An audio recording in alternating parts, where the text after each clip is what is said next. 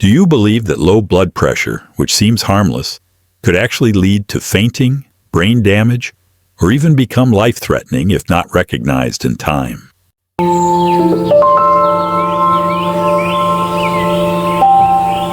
My name is Ethan Marshall.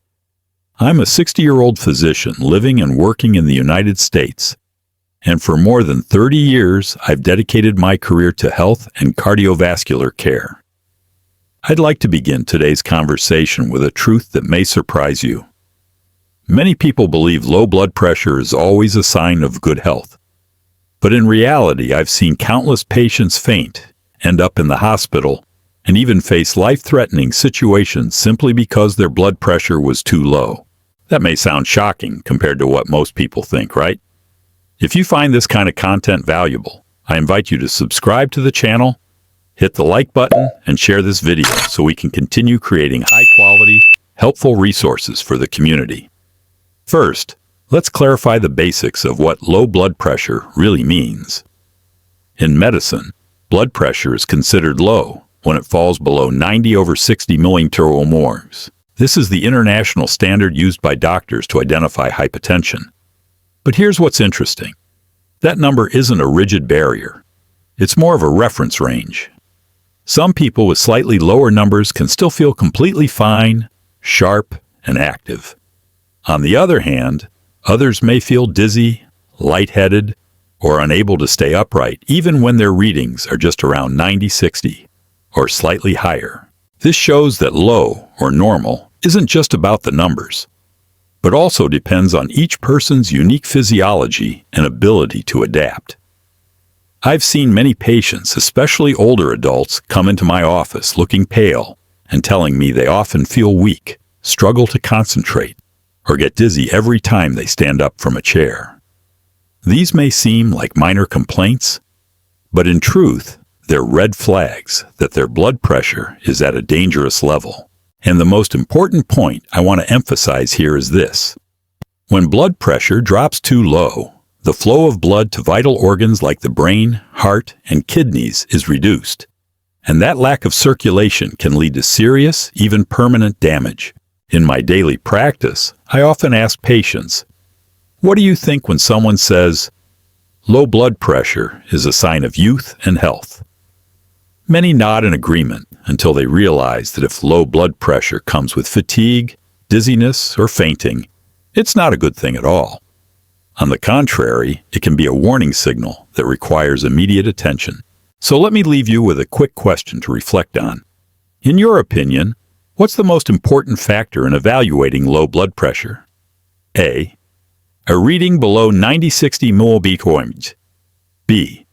The symptoms your body shows. Leave your answer in the comments. I'd love to see what you think. The symptoms of low blood pressure are not always obvious at first, but when they do appear, they often have a direct impact on quality of life and may carry serious risks. One of the most noticeable signs is dizziness or lightheadedness when changing posture, especially when moving quickly from sitting or lying down to standing. This phenomenon is known as orthostatic hypotension, which happens because blood pools in the lower limbs and temporarily reduces blood flow to the brain. Patients often describe a sensation of spinning or losing balance, and in some cases, they may even collapse. Low blood pressure can also show itself when the body remains standing for a long period of time. This condition, called neurally mediated hypotension, is more common in teenagers and young adults and results from a disruption in the regulatory communication between the brain and the heart. When this occurs, both blood pressure and heart rate drop suddenly, reducing blood supply to the brain and leading to dizziness, brief loss of consciousness, and fainting. Another situation that deserves attention is a drop in blood pressure after eating, known as postprandial hypotension. This typically arises within 1 to 2 hours after a meal and is more common in older adults, especially those with chronic conditions such as Parkinson's disease or diabetes. The mechanism is straightforward. After food enters the stomach, a large volume of blood is redirected to the digestive tract to aid in absorption and metabolism.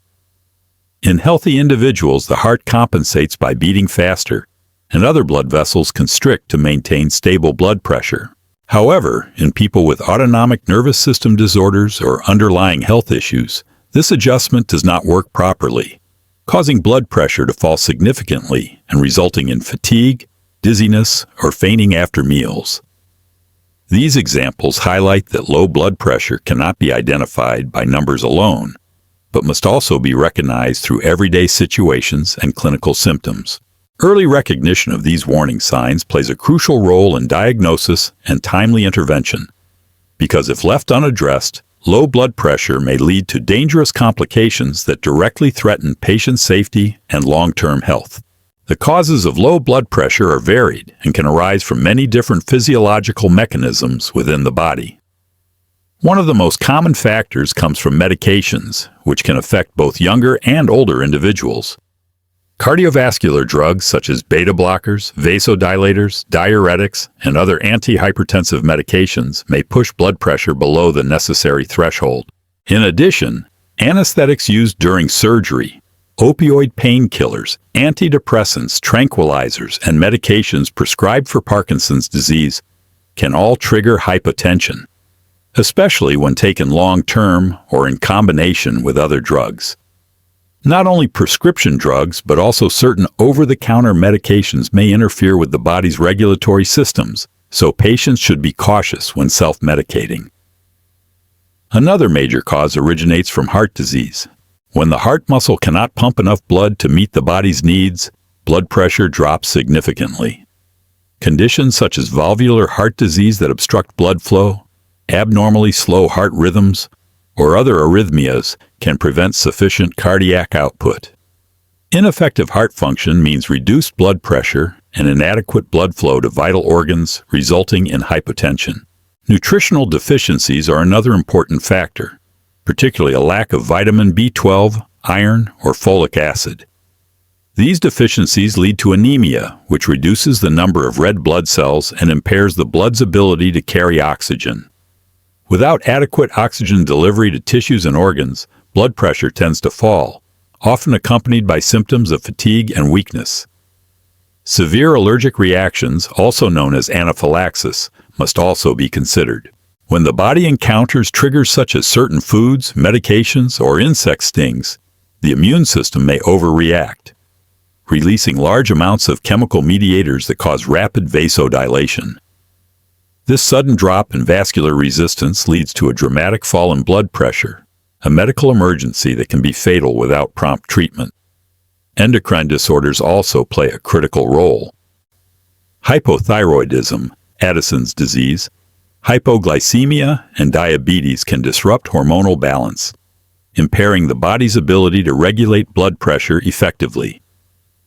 During pregnancy, the expansion of the circulatory system to support the developing fetus is a natural physiological phenomenon, but it often lowers maternal blood pressure, particularly in the first 24 weeks. While usually temporary, it still requires monitoring because it can cause dizziness or fainting. Severe infections, especially sepsis, represent another life-threatening cause. When bacteria and their toxins enter the bloodstream, they provoke a systemic inflammatory response, leading to widespread vasodilation and fluid leakage. This results in profound hypotension, known as septic shock, a critical medical emergency that, without immediate intervention, can progress to multi-organ failure. Finally, significant blood or fluid loss is a direct cause of hypotension.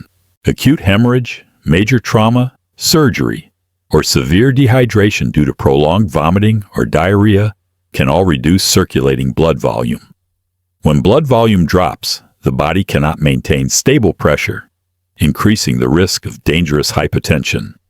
In summary, the causes of low blood pressure range from side effects of medications and cardiovascular conditions to nutritional deficiencies, endocrine disorders, and acute medical emergencies such as anaphylaxis, sepsis, or hemorrhage. Accurately identifying the underlying cause is essential for determining the right treatment strategy, preventing complications, and guiding patients toward effective care and long-term health management. When discussing the causes and approaches to managing low blood pressure beyond the standardized methods of modern medicine, There is another perspective that has drawn the attention of many scholars.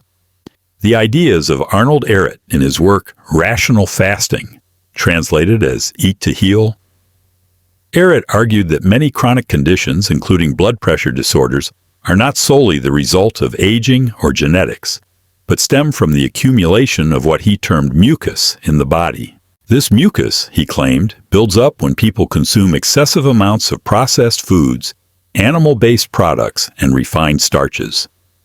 As this accumulation increases, the blood becomes heavier. The vessel walls and the entire circulatory system are placed under strain, and the body's ability to self-regulate and maintain stable blood pressure is diminished. Although this interpretation does not align with conventional medical standards, it highlights a practical point. Nutrition has a profound influence on the quality of the blood and the function of the cardiovascular system. From a physiological standpoint, diets high in processed foods, saturated fats, and refined carbohydrates place an additional burden on the digestive system and contribute to plaque formation within blood vessels.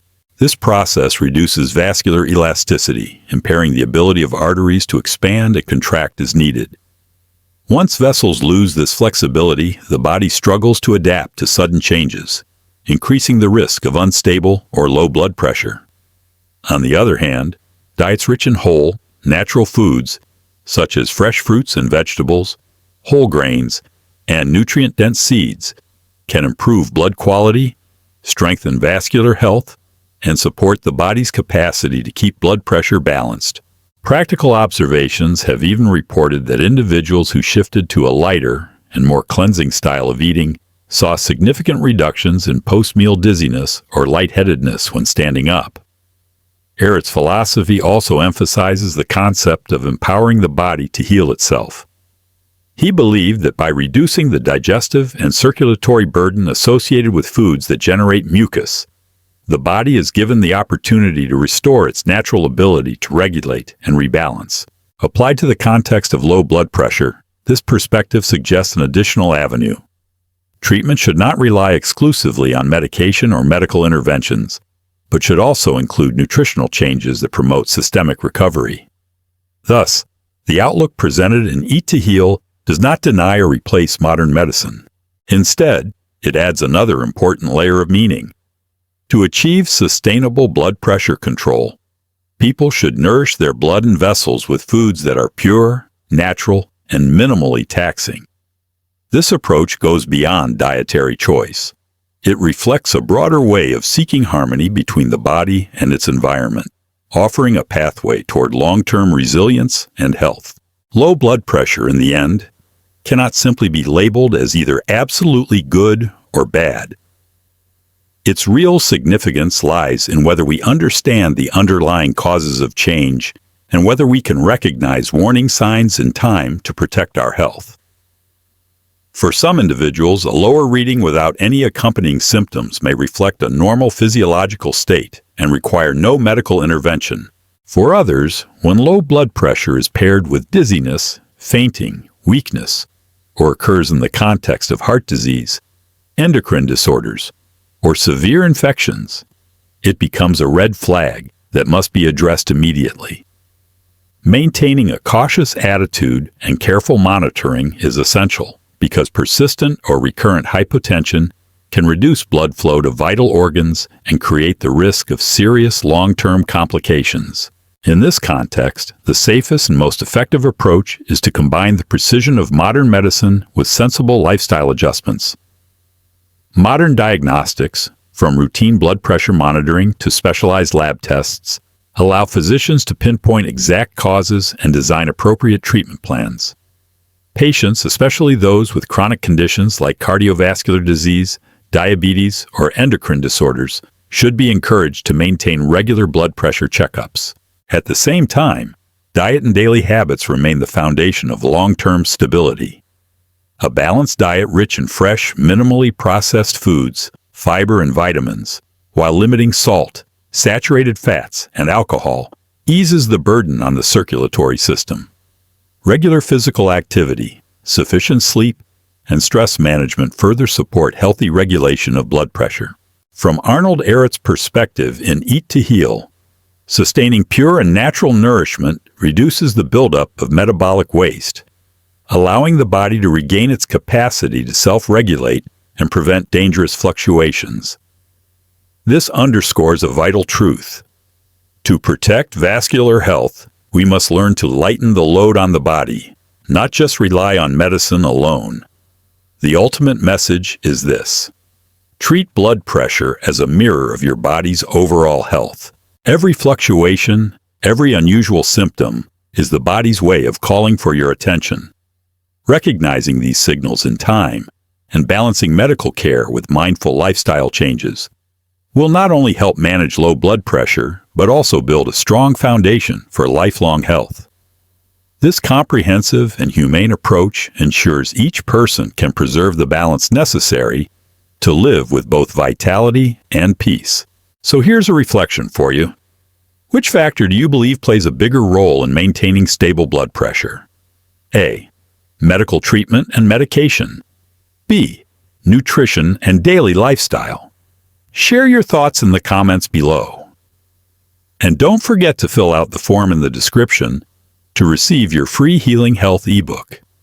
Also, make sure to subscribe, hit like, and share this video so we can continue creating meaningful and valuable content for you.